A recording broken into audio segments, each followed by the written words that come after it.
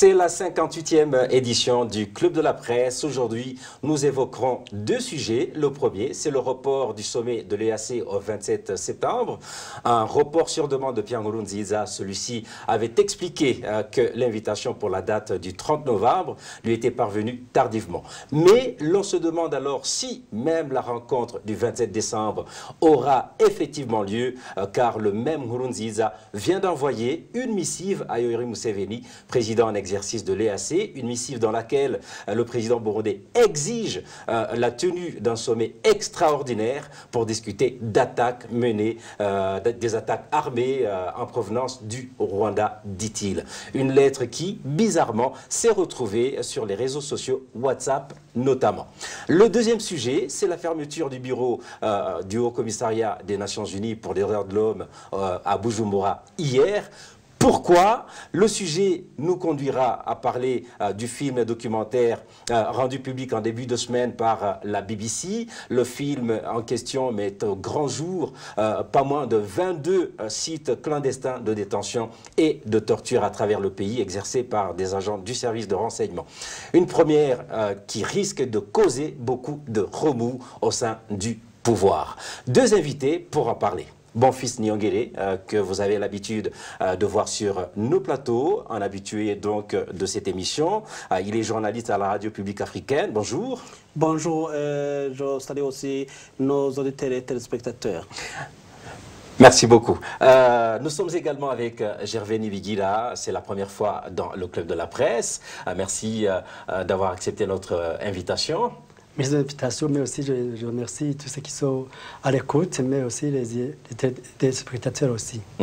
Je vous présente, vous êtes le vice-président de l'association des citoyens Probe. Vous pouvez nous en dire davantage? Qu'est-ce que ça signifie, citoyen Probe? Quand on dit qu'une personne est probe, ça veut dire que c'est un homme honnête, qui a de l'intégrité, mais aussi qui vise l'intérêt de la nation et non pas son intérêt propre. Mais oui. Quand vous dites que vous êtes honnête, quand vous dites, est-ce que ce n'est pas dans le genre, je me regarde dans un miroir et je dis, je suis le plus beau, qui est-ce qui ne dirait pas qu'il est honnête?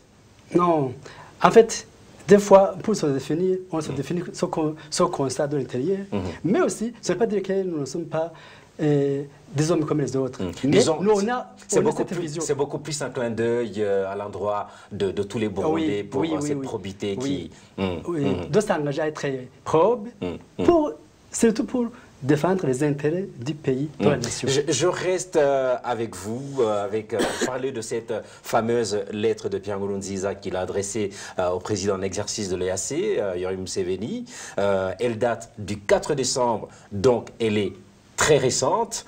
Vous l'avez lu et certainement relu. On sait déjà que dans la lettre, Nkurunziza exige la tenue d'un sommet extraordinaire pour parler d'attaques menées à partir du Rwanda, comme il le précise. Quels sont les autres éléments importants qui sont contenus dans cette lettre? Alors, nous avons lu avec intérêt la lettre qui a été adressée à son président Museveni. D'abord, on a été étonnés de voir une lettre envoyée à un chef d'État circuler sur les réseaux sociaux à une journée après. Donc cela dénote qu'aujourd'hui, il n'y a plus de secret. Aujourd'hui, les secrets de l'État sont divulgués à travers la rue. Alors, le contenu, on a vu que c'est une lettre qui relate la situation du pays, qui relate la situation régionale, mais aussi les conflits qu'il y a entre le Burundi et le Rwanda. Aussi, dans cette lettre, le président de la République donne comme raison de ne pas participer dans le sommet suivant.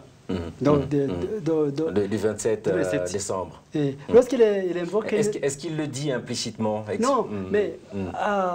si on lit entre les lignes, si on entend qu'il dit que si on ne fait pas une réunion avant un sommet extraordinaire pour étudier le conflit entre le Burundi et le Rwanda, il n'y aura plus de réseau de participer dans la session du 27 décembre. Aussi, il évoque que pour lui, les négociations ont terminé parce qu'il y a eu la CNDI qui a mené des négociations, des dialogues internes et qui a abouti à des conclusions satisfaisantes pour le pays. Aussi, non, selon lui. Ah oui, selon lui. Et qui a été, selon lui, et c'était inclusive. Donc, alors que nous savons que les invités étaient les invités membres du parti ou proches. Aussi, dans la lettre, il parle que la société civile travaille bien, sauf ce qui a fait le coup d'État, mais qui a malheureusement échoué. Avec les partis politiques aussi, pour lui, aujourd'hui, la paix règne.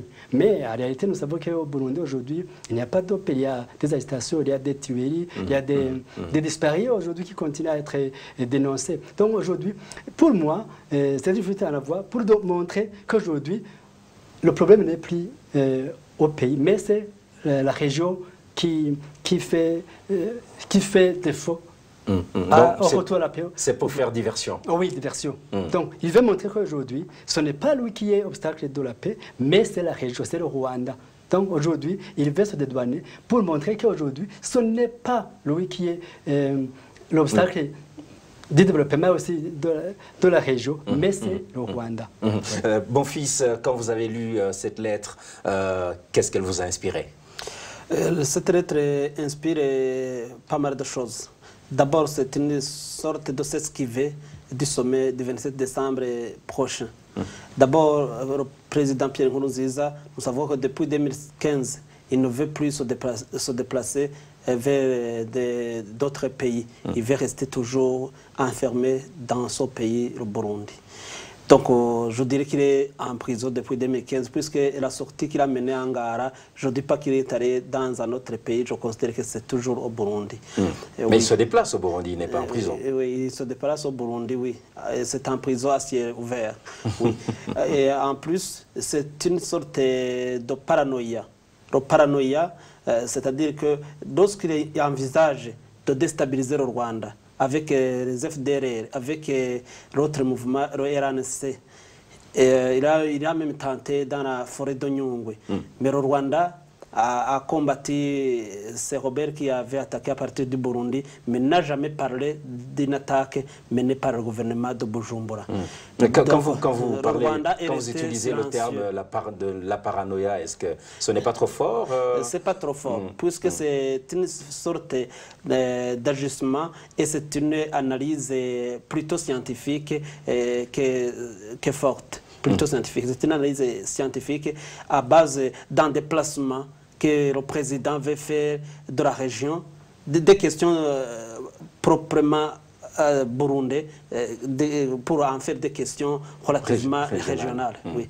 Et en plus de ça, il veut aussi tirer les ficelles entre le Rwanda et l'Ouganda.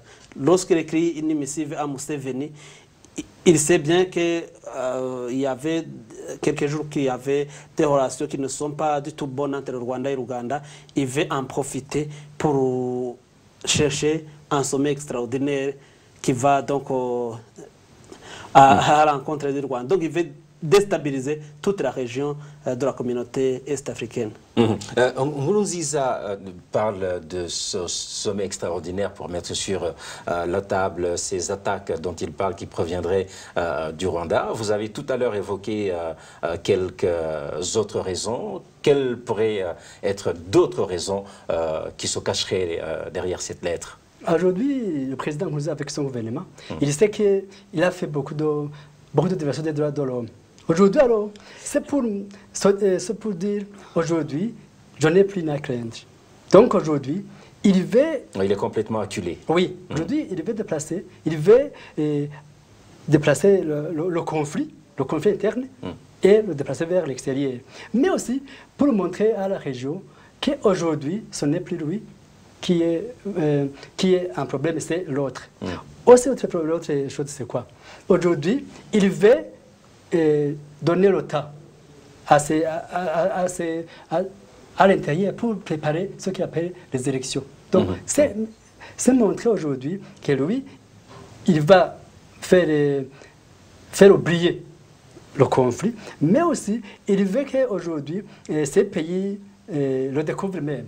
Donc, il y a il y a des années, on accusait le président Museveni qu'il est à côté de lui. Mais aujourd'hui, il va se découvrir lui-même. Il va se faire découvrir lui-même. Comment il peut se faire découvrir alors qu'il embrouille tout le monde? Il embrouille tout le monde, mais on peut mentir une fois, deux fois, mais ce n'est pas toujours qu'on peut mentir. Aujourd'hui, alors, tout le monde va connaître qui est Nkurunziza, à qui on est en face, à qui on veut dialoguer, à qui on veut faire une intégration ensemble. Aujourd'hui, le premier, c'est que l'intégration va chuter. Aujourd'hui, au lieu de penser au développement de la région, on va penser au petit conflit qui est créé par quelqu'un qui sait, lui, ce qu'il veut. Donc aujourd'hui, pour moi, je vois que c'est un... Moi, aujourd'hui, c'est un problème non pas pour le Burundi, mais pour la région et bientôt pour la communauté internationale. Il dit que finalement, il va se faire découvrir, tout le monde va savoir qui est exactement Pierre Nkurunziza et surtout son rôle, son implication dans le problème, dans la crise burundaise. Et or, l'on sait que tout récemment, l'Union africaine a exigé la participation de Nkurunziza au prochain round des pourparlers, même s'il n'est pas encore fixé. Est-ce que ce n'est pas un pas de plus dans la connaissance justement de Nkurunziza, le fait que l'Union africaine s'implique davantage dans la crise burundaise? Oui, c'est un pas en avant de la communauté de l'Union africaine, mais aussi c'est une remarque que l'Union africaine voulait faire à l'endroit de la communauté est-africaine qui reste un peu réticente par rapport à la question burundaise. Pourquoi? Parce que lorsqu'il y a eu des rounds de négociations, à chaque fois qu'ils ont été reportés, à chaque fois qu'ils ont été bâclés, à chaque fois qu'ils ont accouché d'une souris, c'était l'absence du gouvernement de Bujumbura qui accusait ceux avec qui il allait négocier qu'ils étaient des putschistes, qu'ils étaient des criminels, des terroristes. Alors que le gouvernement de Bujumbura et les agents du gouvernement de Bujumbura sont accusés de crimes contre l'humanité par les rapports de la communauté des Nations Unies via la branche et le Haut Commissariat des droits de l'homme. Mais revenons sur cette lettre de Nkurunziza. Est-ce que cela signifie que le sommet du 27 décembre n'aura pas lieu? Ce n'est pas explicitement indiqué qu'il n'aura pas lieu, mais à lire entre les lignes. Lorsque Nkurunziza parle d'un sommet extraordinaire qui devrait se tenir avant la tenue de ce sommet du 27 décembre, c'est-à-dire qu'il dit que lorsque le sommet, vous n'acceptez pas qu'il y ait un sommet extraordinaire qui te dit le cas des attaques dont le Burundi est victime qui sont venus du Rwanda, vous ne convoquez pas le sommet extraordinaire, je ne me présenterai pas au sommet du 27. Et visiblement, c'est une condition sine qua non. Ce n'est pas une demande, c'est une exigence. C'est une exigence de la part de Bujumbura, c'est une exigence qui démontre réellement qui est Nkurunziza. Gervais, quelles pourraient être les conséquences du comportement, de l'attitude de Nkurunziza? Le comportement de Nkurunziza va nous amener à un autre conflit. D'abord le conflit externe, mais aussi il y a l'opération qui est malheureusement aujourd'hui dans une situation précaire. Aujourd'hui, il y a le développement qui devait être mis en avant, qui n'est pas mis en avant. Aujourd'hui, il y a le retour en arrière par rapport aux autres pays de la région. Donc aujourd'hui aussi, nous voyons que Nkurunziza va faire semblant de préparer des élections, alors que ce n'est pas des élections qui est mise en avant par les autres partis en conflit. Donc, l'autre conséquence, c'est quoi? Aujourd'hui, le Burundi va être un pays isolé. Donc, nous sommes isolés. Donc, il va l'être davantage. Oui, davantage. Aujourd'hui, il y avait des pays qui commençaient à avoir confiance en le président Nkurunziza parce qu'il a dit qu'il ne veut pas se présenter. Mais aujourd'hui, ils vont commencer à douter même de sa bonne foi. Oui. Donc aujourd'hui, nous voyons que le Burundi va dans une situation qui n'est pas bonne, pour dire qui n'est pas rassurante pour la population, mais aussi pour la région. Bonfils, est-ce qu'on se dirigerait vers la sortie du Burundi de l'EAC? Certainement, puisque déjà, à voir comment Nkurunziza essaie de mettre un clou dans les roues en marche de la communauté est-africaine en imposant ceci ou cela, mais également à voir ce qui se fait au Burundi dans la sémiotique visuelle. Quand il y a le drapeau de la communauté est-africaine, on a descendu le drapeau de la communauté est-africaine dans certains bureaux de Bujumbura, dans certaines institutions, notamment. Vous en avez la preuve? Oui, j'ai la preuve de la commune de Busoni à la frontière burundo-rwandaise. Le drapeau de la communauté est-africaine n'est pas. Et c'est seulement le drapeau du Burundi qui est là. Alors que le drapeau du Burundi était au milieu du drapeau de l'Union de la communauté est-africaine, des drapeaux de la communauté est-africaine. Je fais des enquêtes pour voir que si dans d'autres coins, ce ne serait pas le cas. C'est-à-dire que le Burundi, lorsqu'il y a d'abord la sémiotique visuelle qui est là, des drapeaux qui est descendu de la communauté est-africaine, avec ces lettres, c'est la philosophie qu'on est en train de préparer la population qui voyait les drapeaux de la communauté est-africaine. C'est une philosophie de dire, demain après demain, nous allons sortir de cette communauté qui veut nous ôter de notre démocratie, comme ils le font toujours chanter à la population. Vous avez parlé d'isolement, mais visiblement, c'est le pays lui-même qui va s'isoler, et non pas de la part de la communauté internationale qui va isoler le Burundi. Mais visiblement, c'est le Burundi lui-même qui s'isole. Oui, c'est le Burundi qui s'isole. Et pour la communauté, c'est depuis longtemps, parce qu'aujourd'hui, nous savons que le Burundi a une dette corsaire envers la communauté.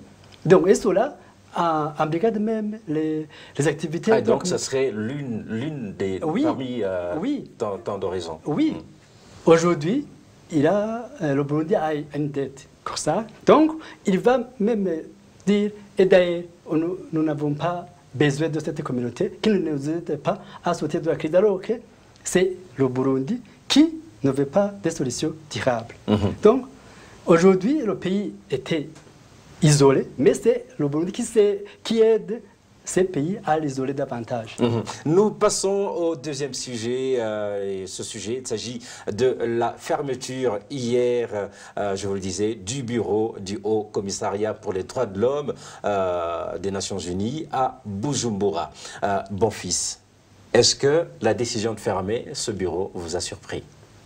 La décision de fermer ce bureau ne m'a pas surpris parce que depuis octobre 2016, le Burundi avait refusé toute coopération avec le Haut Commissariat des droits de l'homme au Burundi, avec le bureau du Haut Commissariat des droits de l'homme au Burundi.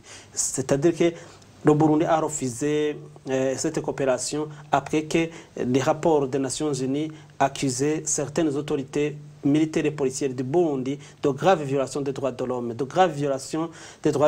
qui risquent d'être appelés des crimes contre l'humanité ou des crimes de guerre, puisque en décembre et octobre 2015, il y avait des tueries massives qui se sont déroulées au Burundi et il y avait donc pas mal à s'inquiéter.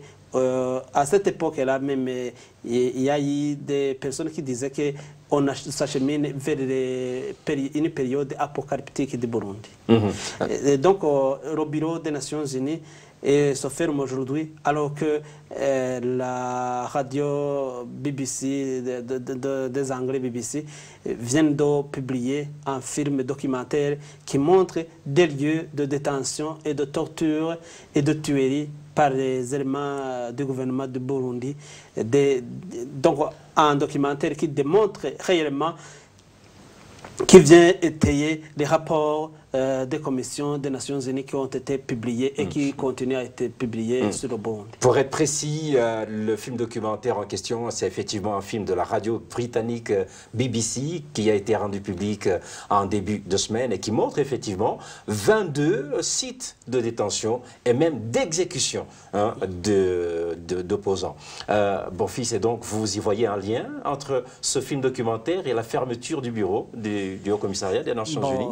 On ne peut pas lier directement cette fermeture avec le documentaire, mais si vous voyez le comportement de Bujumbura, qui voit un documentaire pareil et qui dit qu'il avait refusé toute coopération avec un bureau des Nations Unies chargé des droits de l'homme et qui voit des rapports qui sont publiés alors que les experts qui étaient envoyés n'ont jamais mis le pied sur le sol burundais. Le gouvernement de Bujumbura continue à chercher qui peut bien informer, cette commission. Alors, il y aura toujours des boucs émissaires. Bientôt, ils vont même fermer des ambassades de certains pays au Burundi si ça continue comme ça. Puisque c'est un isolement diplomatique continu et progressif. Je dis que c'est toujours le Burundi qui s'isole. C'est donc une certaine forme de descente aux enfers du Burundi vers une période purement apocalyptique si la communauté internationale, si la région, si l'Union africaine ne reste pas vigilante demain après demain au Burundi. Le président Nkurunziza et sa clique vont commettre l'irréparable. Vous utilisez des termes assez forts, apocalypse, irréparable. Donc, lorsque vous voyez quelqu'un... Vous ne pouvez pas les diluer un tout petit peu pour ne pas faire peur? Non, je ne peux pas diluer puisque lorsque vous voyez l'attitude de Pierre Nkurunziza et sa clique de tuer et tuer encore. C'est-à-dire que demain après demain, ils vont commettre l'irréparable. Ils s'isolent davantage.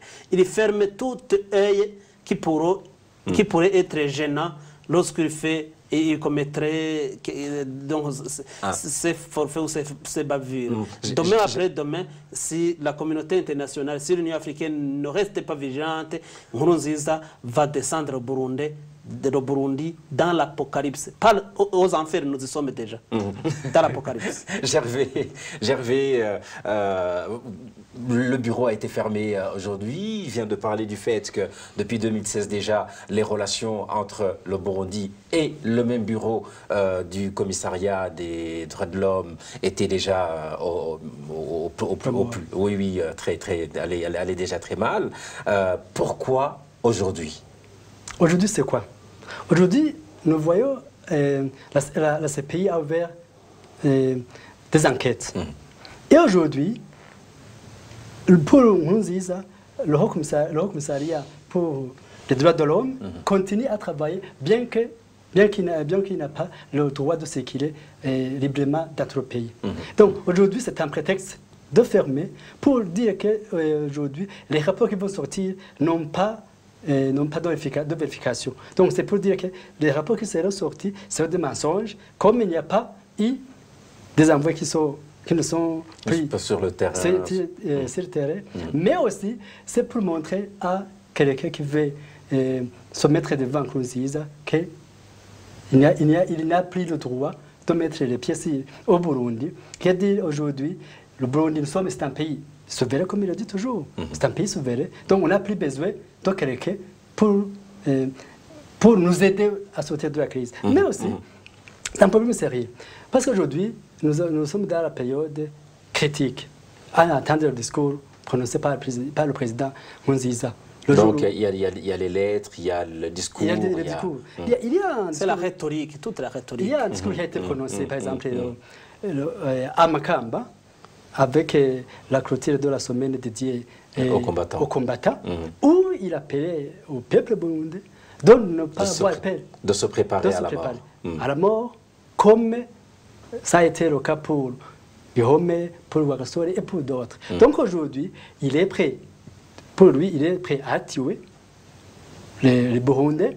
Parce qu'aujourd'hui... Mais ce n'est pas vraiment ce qu'il a dit. Il a dit, n'ayez pas peur de la guerre, n'ayez pas peur de mourir, engagez-vous si à la guerre. C'est la rhétorique. Pourquoi dire la guerre alors qu'il dit qu'il y a la paix? Donc c'est contradictoire. Il dit que le pays est en paix. Mais dans tout discours qu'il prononce, c'est la guerre. Il faut faire attention au Rwanda, il faut faire attention à la RDC. Dernièrement, Mouinga, il parlait du Rwanda et de la RDC. Donc aujourd'hui, ce langage prépare l'opération à une guerre. C'est qu'il est en train de préparer une guerre, que ce soit interne ou externe. Donc aujourd'hui, je vois pour moi qu'il a fermé les bureaux pour obséder à toute observation qui pourrait se faire. Il a parlé du film documentaire qui a été sorti par la BBC. Est-ce que vous y verriez un lien entre la fermeture de ce bureau et le fait que la BBC a rendu public ce film documentaire sur les sites de détention, de torture et d'exécution des opposants? Je ne dirais pas qu'il n'y a pas de lien direct, mais aujourd'hui que le film est sorti par une radio qui a ce qu'on appelle une parole autorisée, et ça va aider aux enquêteurs de prouver, de donner des preuves. Mais aujourd'hui, cela va montrer ce qu'on avait toujours dit. On a dit qu'au Burundi, il y a beaucoup de maisons où il y a beaucoup de tueries, où il y a des disparitions qui se font là-bas et puis tués après. Donc aujourd'hui, ça vient montrer ce que... Mais c'est la première fois qu'on a autant de précisions avec des images à l'appui. Et on a toujours dit dans les rapports. Donc, depuis 2015, on a dénoncé qu'il y a beaucoup de maisons, des dignitaires qui sont devenus comme des lieux, des abattoirs. Des abattoirs. Et ils ont cité 22, je pense qu'il y en a plus. Il y a même c'est dans l'intérieur, que ce soit en Ngozi, à Gitego ou ailleurs. Donc aujourd'hui, ça va donner l'élan à d'autres chercheurs. En fait, ils ont parlé de 22 sites qui sont éparpillés à travers le pays, dont 8 à Bujumbura, avec des adresses précises. Ah oui.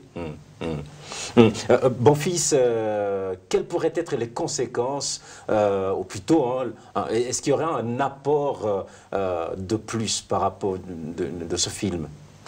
Oui, ce film aura un apport direct aux chercheurs, aux enquêteurs des Nations Unies qui enquêtaient, qui publiaient des rapports sans appui, des photos et des images. Mais le film aura à démontrer que ce qui ont été dénoncés par des défenseurs des droits de l'homme, par des activistes de la société civile, était purement réalité. Ce qui était dénoncé par les médias de la société civile était purement réalité, puisque déjà la radio qui a une autorité ou une parole autorisée, la BBC, vient de démontrer ces sites qui seraient d'exécution déjà ou de détention arbitraire des opposants et surtout des présumés opposants du pouvoir, puisqu'il y en a ceux qui sont tués alors qu'ils ne sont pas des opposants, qui sont purement ce que Bujumbura appelle des Mougéri. Vous pensez également que le film va apporter quelque chose de plus, et en particulier dans le travail de la CPI? Comme je l'ai toujours dit, aujourd'hui ça va aider aux chercheurs surtout, et aussi aux enquêteurs. Mais aussi ça va montrer l'image qu'on présentait avant. Avant, on le disait, mais il y avait ceux qui hésitaient à faire croire que c'est vrai. Maintenant, c'est irréfutable. Oui, parce qu'il y a les membres du CNR qui sont des témoins, il y a les rescapés, et d'autres qui ont... D'anciens membres du gouvernement. Qui ont été soit victimes, soit qui étaient des exécutants de ces exactions. Donc aujourd'hui, ce film vient étayer au grand jour ce qu'on avait toujours dit depuis 2015. Et ça va aider à connaître la réalité, c'est ce qui se passe au Burundi depuis 2015. Ça va aider et ça va donner la base aux autres chercheurs qui pourront davantage chercher davantage pour montrer d'autres réalités sur la crise actuelle. Parce qu'aujourd'hui, il y a ceux qui pensent qu'au Burundi, c'est la paix, alors qu'en réalité, il y a eu la forme qui a changé, mais les exactions continuent. Bonfils, on savait déjà que la BBC a maille à partir avec le gouvernement du Burundi, avec la fermeture de ses antennes à Bujumbura. Les choses vont s'empirer pour la BBC qui aura encore beaucoup plus de mal à réouvrir. Oui. Donc, à la BBC, c'est donc se tirer des coups de foudre de Bujumbura. Mais puisque les foudres de Bujumbura ne vont plus s'attaquer à la BBC, ils vont s'attaquer peut-être à ses antennes de Bujumbura. La foudre de Bujumbura aura des paratonnerres à la BBC. Oui. Mais donc, ce que je peux dire en dernière intervention, c'est appeler la communauté internationale, appeler l'Union africaine à être vigilant par rapport à la situation qui prévaut au Burundi et la situation qui est prévisible voir la situation politico-sécuritaire du Burundi qui peut aller jusqu'à l'apocalypse. Espérons qu'on n'en arrive pas là. Déjà, nous sommes aux enfers. Nous sommes aux enfers. L'apocalypse est déjà proche. C'est rien n'est fait. Les termes pour arrêter la machine de Nkurunziza. Les termes sont très très forts. Il faut être beaucoup plus rassurant et ne pas faire peur à l'opinion, à ceux qui nous regardent, à ceux qui nous écoutent. C'est la fin de cette 58e édition du Club de la Presse. Merci à nos invités. Gervais Nebigila, vice-président de l'association des citoyens probes. Merci. Je vous remercie. Merci également à Bonfils Nyongele, journaliste à la radio publique africaine.